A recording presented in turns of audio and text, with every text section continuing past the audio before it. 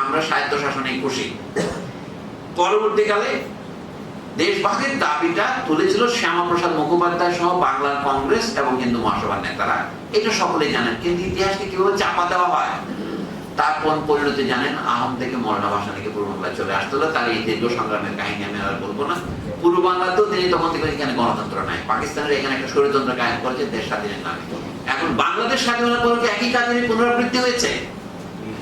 এই জন্য আজকে আমাদের দাবি, মৌলানা ভাসানীর জীবনকে যদি আমরা 3 পর্যায়ে দেখতে চাই, 3 পর্যায়ে যদি আমরা ঐক্য দেখি, তিনি সর্বত্রই ন্যায় বিচারের জন্য সংগ্রাম করেছিলেন এবং এই ন্যায় বিচারের সংগ্রামকে আমরা অবশ্যই বলবো গণতন্ত্রের জন্য সংগ্রাম। এবং এই সংগ্রামের যৌক্তিক পরিণতি হচ্ছে সমাজতন্ত্র।